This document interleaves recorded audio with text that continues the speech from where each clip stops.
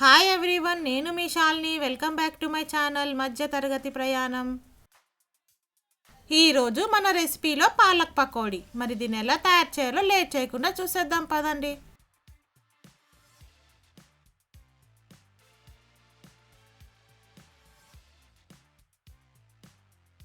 ముందుగా మనం ఒక బౌల్లో 4 పాలకూర కట్టలను కట్ చేసి వాష్ చేసుకుంది తీసుకోవాలి.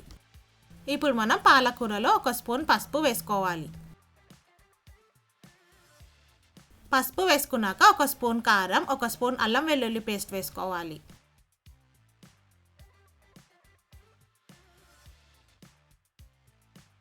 అల్లం వెల్లుల్లి పేస్ట్ వేసుకున్నాక 1 కప్పు శనగపిండిని వేసుకోవాలి.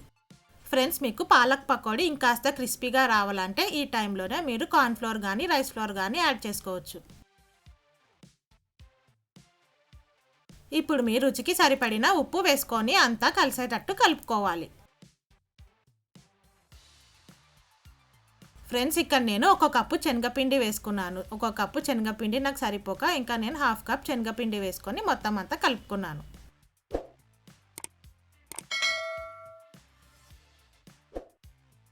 ఇక్కడ నేను వీడియోలో చూపించిన విధంగా పిండిని కాస్త టైట్గానే కలుపుకుంటే సరిపోతుంది. ఇప్పుడు మనం పాలక్ పకోడీ ఫ్రై చేసుకోవడానికి ఆయిల్ పెట్టుకోవాలి. ఇప్పుడు మనం కలిపెట్టుకున్న పిండిలో నుంచి కొద్దిగా తీసుకొని వేడైన ఆయిల్లో వేసుకోవాలి.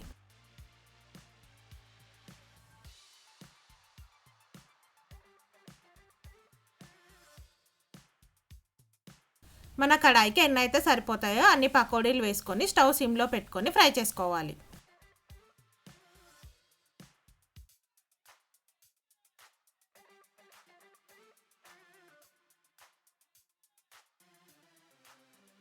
ఇలా నేను వీడియోలో చూపించిన విధంగా పకోడీలు 2 పక్కల టర్న్ చేసి ఫ్రై చేసుకుంటే మనకు పాలక్ పకోడీ రెడీ అవుతుంది.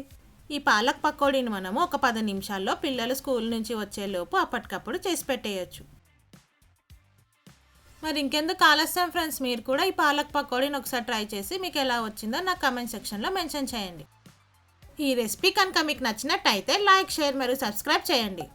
ఓకే ఫ్రెండ్స్, మరి రేపు ఒక మంచి రెసిపీతో మళ్ళీ కలుద్దాం. Stay safe and please don't forget to wear a mask. Thank you for watching. Bye bye.